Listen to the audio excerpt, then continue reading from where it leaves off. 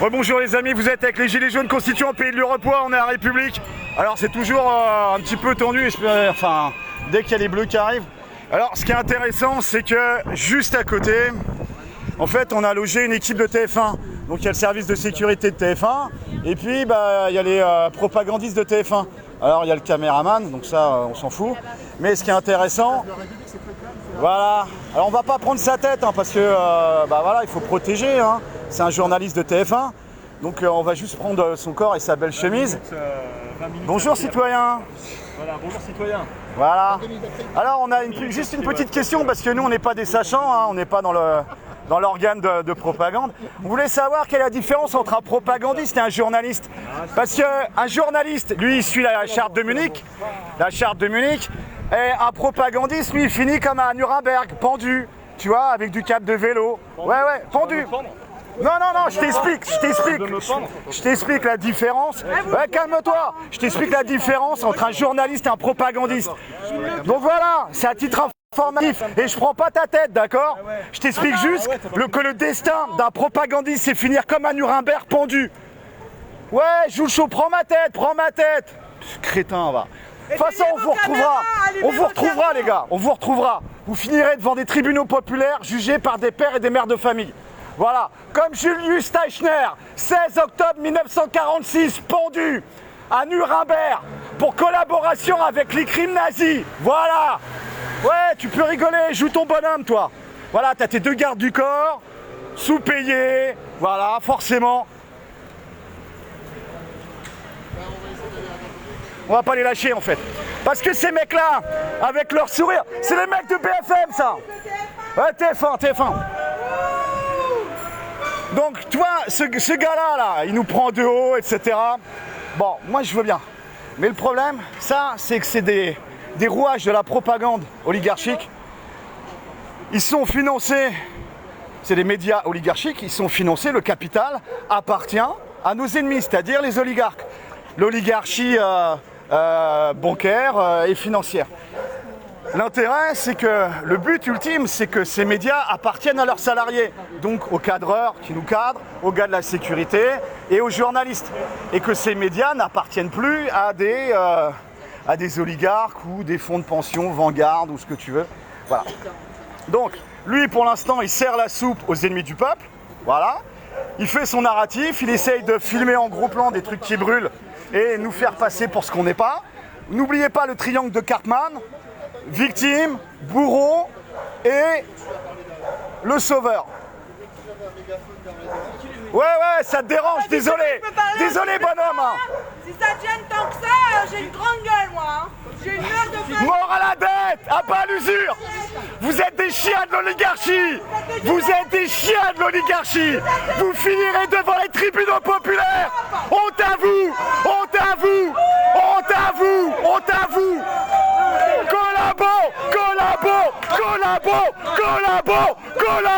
Collabo.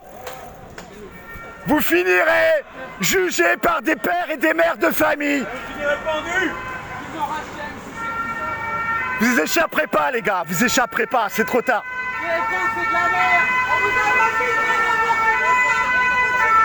Donc là, ils ont 2 gars de la sécu, ils vont certainement en demander d'autres. Mais toute leur couverture des Gilets jaunes est biaisée. C'est le narratif qui nous fait passer pour des ordures. Alors que nous, on s'est simplement levé pour le bien commun, la justice et la dignité. Voilà, parce qu'on s'en sortait pas. On travaille, on s'en sort pas. Le 15 du mois, on s'en sort pas. Voilà. On est obligé de faire des chromes pour payer les EHPAD de nos anciens, où ils ont des conditions de vie dégueulasses, alors qu'ils ont travaillé toute leur vie. On s'en sort pas. Les propagandistes, les journalistes de TF1, les propagandistes, les collabos.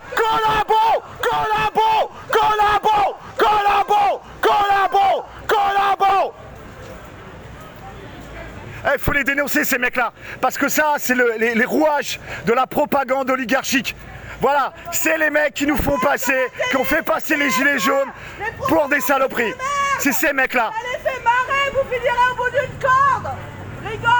On se souvient très bien des caméras de TF1 et de BFM qui étaient placées en face des NAS Voilà, et c'était en coordination avec les Bleus pour nasser les gilets jaunes.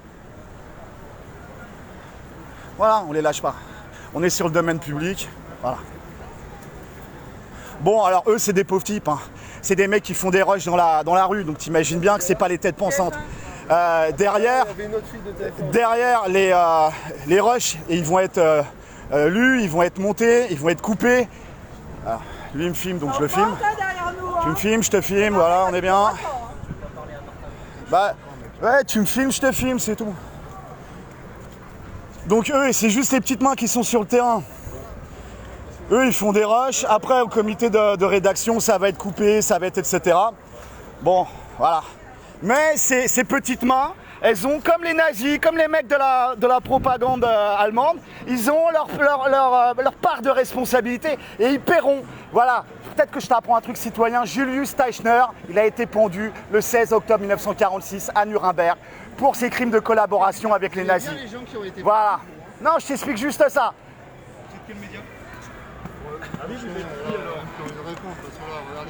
Là, tu filmes ma tête, là? Tu filmes ma tête? Je filme pas, là. Je filme même pas, là. Ah, je filme même pas, mais non, il commence à filmer parce qu'en fait, on est sur la route. Ah bon? Regarde, tu veux voir Maître Yoda? Moi je le vois là. Ah, tu vois? Donc moi, j'ai un droit à l'image.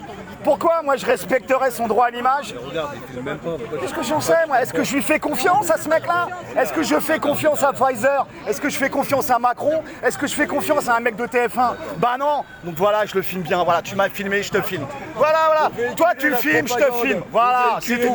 On se retrouvera, les gars. Voilà. Plus aucune tolérance avec vous. Non, c'est fini. On sait, vous n'êtes pas des journalistes, vous êtes des propagandistes. Vous êtes des putains de propagandistes. Voilà. Vous êtes une honte. Voilà, joue ton show, joue ton bonhomme, je suis journaliste terrien. T'es un propagandiste, voilà, sache-le. Et tu finiras jugé par des pères et des mères de famille en tribunal révolutionnaire. Voilà. Oh, putain, il est surpris. Pas de l'info, vous faites tourner en boucle, mais vous comprenez que ça tourne en boucle? Ouais. Vous devriez avoir honte de travailler pour les médias pour lesquels vous travaillez. Vous ne devriez même pas travailler pour eux.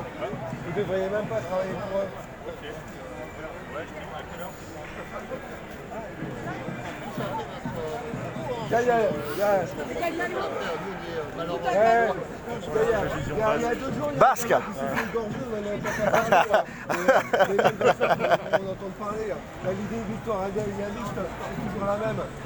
Donc voilà, c'est pacifique et bienveillant. C'est un message à caractère informatif et historique. Voilà, ce message à caractère informatif et historique, c'est qu'il n'y a pas une impunité pour les propagandistes. Quand les journalistes deviennent des propagandistes, ils seront jugés et ils paieront de leurs crimes au niveau, comme à Nuremberg. Voilà. Et pour la révolution qui vient, voilà, eux, ils ont bien joué le boulot de l'oligarchie, le boulot de ceux qui nous saignent. Voilà. Voilà, rigole. Rigole.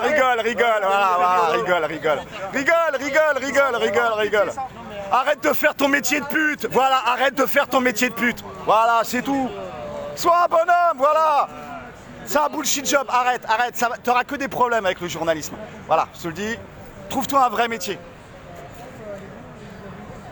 Voilà les amis, on est toujours en République. Vous êtes avec les gilets jaunes constituants.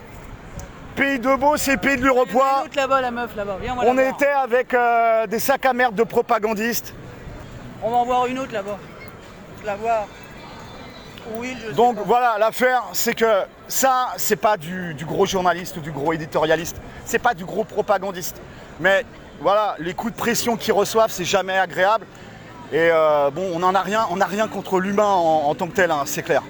Mais ils font un sale boulot. Ils font un sale boulot qui va être utilisé par l'oligarchie, par la propagande, le narratif de l'ennemi, pour nous faire passer pour ce qu'on n'est pas. Et ça, c'est important.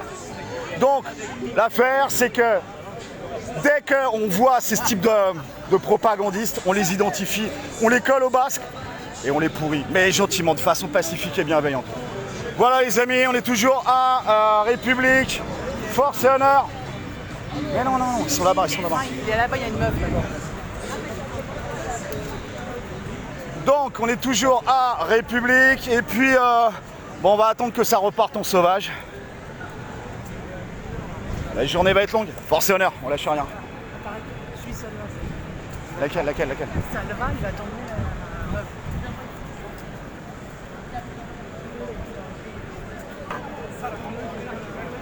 Bon, apparemment, on est en train de tracer un autre propagandiste.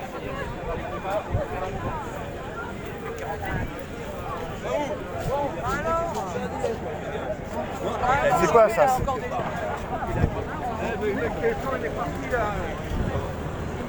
Ah non, c'est les Basques ça. C'est une télé basque. Bonjour, bonjour citoyenne journaliste. Vous êtes une télévision basque? Oui, c'est ça, la télévision basque. La télévision basque. Oui. Ok. Enchanté. Merci. Voilà, ici là vous avez des Parisiens et des Français qui prennent la rue comme les gilets jaunes, avec les gilets jaunes qui sont gilets jaunes pour la justice, la dignité et le bien commun. Et là, ça concerne l'obligation de la thérapie génique qu'on appelle vaccinale, que les médias oligarchiques, je ne sais pas si vous en êtes, mais que les médias oligarchiques appellent vaccin. Nous, on appelle ça une thérapie génique expérimentale. Vous pouvez attendre un moment. Non, non, il n'y a pas de souci, c'était juste pour échanger avec vous. Okay. Bonne journée, force et honneur, on lâche rien. Bon les amis, on est toujours en République, force et honneur, on lâche rien.